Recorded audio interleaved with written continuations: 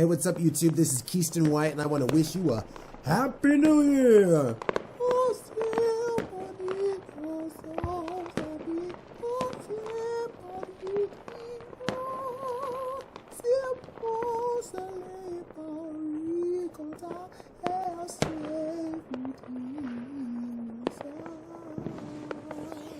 Clearly, I don't know the words, but anyway.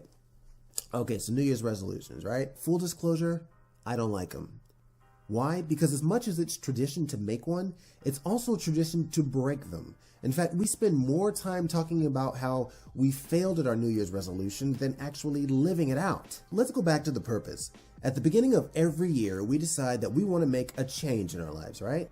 That's great, but I just see two problems. When you do it as a New Year's resolution, already it sounds temporary. You're already setting yourself up for failure.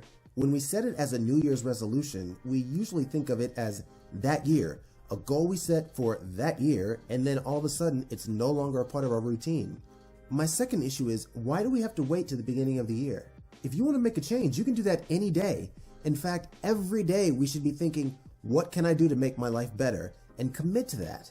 But listen, I get it. I, like everybody else, at the end of the year, I like to reflect and think about all the things that I should have done, could have done, and that I will do going forward. That's a great thing, but I don't like to say New Year's resolution anymore. I like to say New Life resolution. Why? Because when you think of life, it seems more permanent, right? Because it's your life as opposed to a year.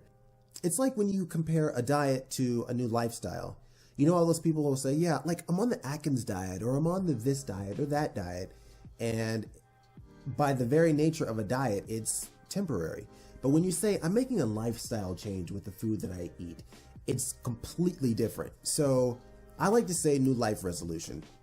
So my New Life resolution is to get rid of old bad habits and replace them with new good ones. So for instance, during the week, like I've said before, I work 40 hours, 9 to 5. I go to bed at a reasonable time, but on the weekends, I'm a night owl, and that's for a few reasons, but mostly because, unlike a lot of able-bodied people, when I am in the bed, that is my most vulnerable time. You know, if you need to use the bathroom in the middle of the night or get up to get something to drink, you can do that and not even think about it. But once I am out of this chair, I am completely vulnerable. My independence is directly linked to my wheelchair. So oftentimes I stay up as late as I can, even when I shouldn't, just so that I can keep my independence, frankly. Because the reality is that when you're paralyzed, everything you do normally takes twice as long as everybody else to do. So when you get home from work, cut that rest time in half, right? You get it. So as painful as it is, I have decided to go to bed earlier and get up earlier. And it's painful. And the reason I like to do that is because I realize that I'm more productive in the morning. So it's a trade-off, and I think it's a fair one. I'm committed to it, and when you do your New Life resolutions, it doesn't always have to be all at once, because for me that would be quite traumatic. So what I've decided to do is say, tonight I'm going to go to bed 30 minutes earlier and get up 30 minutes earlier in the morning the next day. Or I might say, for this many days, I will start going to bed 30 minutes earlier, and then the next X days, I'm going to go to bed an hour earlier. And it's going to be hard, and I may fall off the wagon. Okay, I know I'll fall off the wagon, possibly. But that's the good thing when you call it a New Life resolution, because you're committed to doing it. So that's one of my New Life resolutions. Drop down in the comment section and tell me what your New Life resolution is. And if I can, one New Life resolution I would like to encourage everybody to do is just be kinder. I know it seems like duh, but we really haven't been doing a whole lot of it lately. I know we like to blame it on one thing or the other, or one person or the other, and while we do have leaders that we need to look to for this, we can't wait on everybody else. Kindness is something that we should practice every single day. Especially given the last couple of years, it's been really hard for everyone. And something else I would ask people to do is listen more. We don't listen to each other anymore. Everybody is so tribal. And I don't just mean politically. I mean, whatever group you feel like you want to belong to. We're all suffering from confirmation bias.